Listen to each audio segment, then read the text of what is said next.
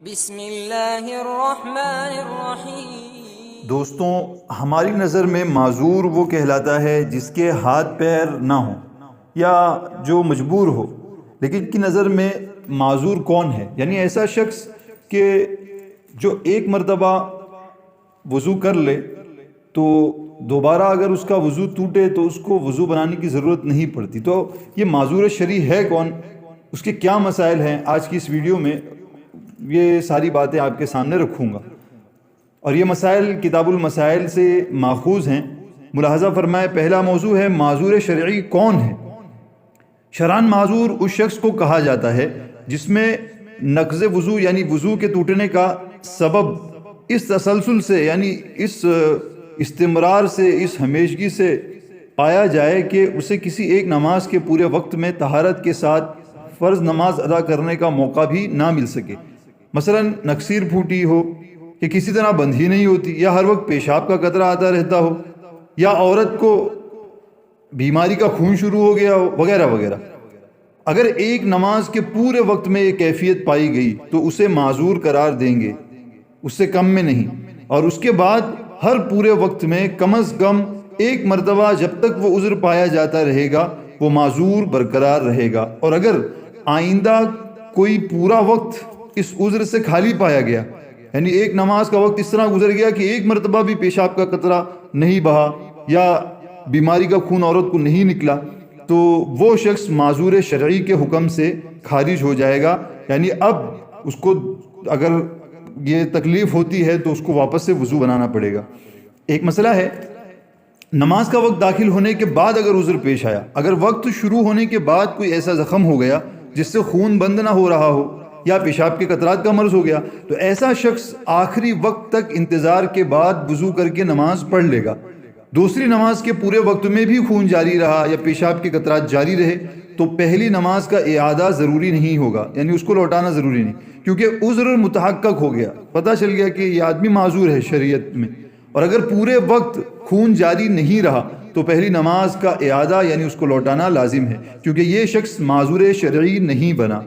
ایک مسئلہ ہے کہ معذور کا حکم کیا ہے۔ معذور کا حکم یہ ہے کہ وہ نماز کے ہر وقت کے لیے مستقل وضو کرے گا، پھر اس وضو سے وقت کے اندر جتنی بھی چاہے نماز پڑھ سکتا ہے۔ البتہ اگر اس عذر کے علاوہ کوئی دوسرا ناقض، کوئی دوسرا وضو توڑنے والا سبب پیش آ جائے، جیسے پیشاب کا مرض تھا پھر نکسیر پھوٹ جائے، ناک سے خون بہنے لگے وغیرہ وغیرہ، تو پھر دوبارہ وضو کرنا پڑے گا۔ ایک مسئلہ ہے معذور کا وقت سے پہلے وضو کر لینا، نماز کا وقت ابھی شروع نہیں ہوا تھا، اس سے پہلے ہی وہ وضو کر لیا، تو اس کا کیا حکم ہے؟ معذور شخص نے کسی نماز کے وقت سے پہلے دوسری نماز کے وقت میں وضو کر لیا تو اس وضو سے اگلے وقت کی نماز پڑھنا درست نہیں ہے، اس لیے کہ وقت کے نکلنے سے معذور کا وضو ٹوٹ جاتا ہے۔ ایک مسئلہ ہے اشراق یا چاشت کے وضو سے ظہر کی نماز پڑھنا کیسا ہے۔ جو شخص شرعاً معذور ہو وہ اشراق یا چاشت کے وضو سے ظہر کی نماز پڑھ سکتا ہے، جبکہ اس دوران کوئی نیا ناقض یعنی وضو کو توڑنے والی چیز پیش نہ آئی ہو، کیونکہ اشراق سے زوال تک کا وقت کسی خاص نماز کے لیے متعین نہیں، اس لیے اس کو وضو دہرانے کی ضرورت نہیں ہے۔ نیا عذر پیش آنے سے وضو کا ٹوٹنا، اگر معذور شرعی نے سابقہ یعنی پہلے سابقہ عذر رہتے ہوئے وضو کر لیا تھا،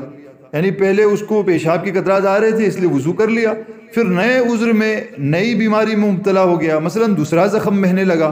تو اس کی وجہ سے اس کا وضو ٹوٹ جائے گا، اس کو دوبارہ وضو بنانا پڑے گا۔ خروج ریاح کے مریض کا سونے سے وضو نہیں ٹوٹتا، ایک اہم مسئلہ ہے۔ جو شخص ریاح یعنی گیس بے قابو ہونے کی وجہ سے معذور ہو گیا ہو، اس کے حق میں نوم یعنی سونا ناقض وضو نہیں ہے، اس لیے کہ نوم یعنی سونا بذات خود وضو کو توڑنے والا نہیں ہے، بلکہ گیس کے نکلنے کے غالب گمان کی وجہ سے اسے وضو کو توڑنے والا قرار دیا گیا ہے۔ اور جب یہ شخص صرف گیس کے نکل جانے ہی میں معذور ہے، یعنی اس کو ہر 2 منٹ میں ہر 1 منٹ میں گیس خارج ہو رہی ہے، تو اس کے حق میں ری کا یعنی گیس کا نکلنا یہ ناقض وضو ہے ہی نہیں، اس لیے سونا بھی اس کے حق میں ناقض وضو نہیں ہوگا۔ ایک مسئلہ ہے قطرے کے مریض کے لیے طہارت کا ایک آسان طریقہ۔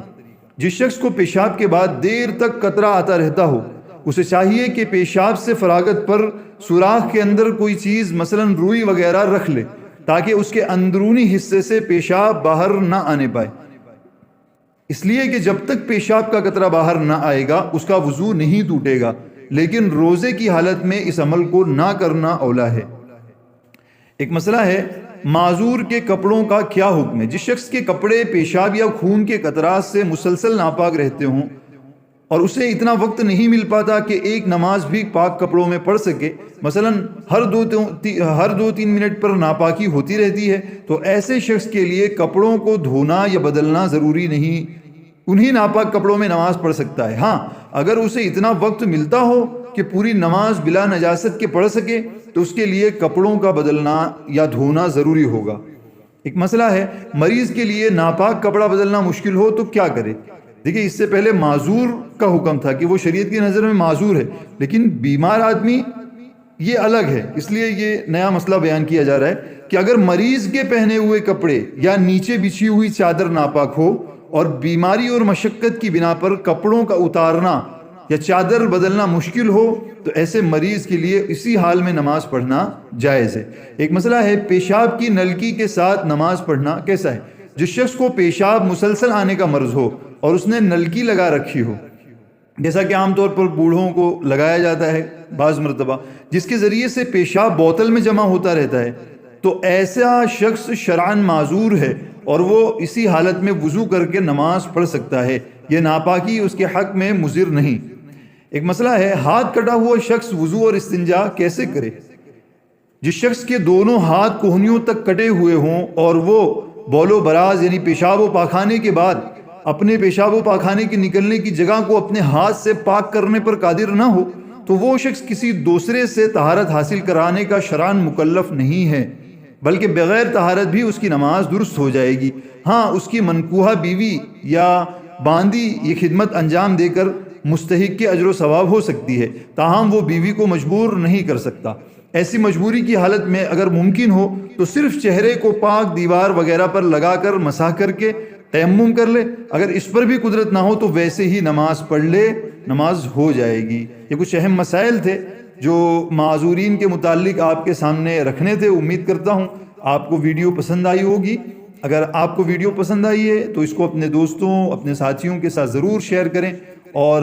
ایسی ہی مزید ویڈیوز کے لیے ہمارے چینل کو ضرور سبسکرائب کریں۔ شکریہ۔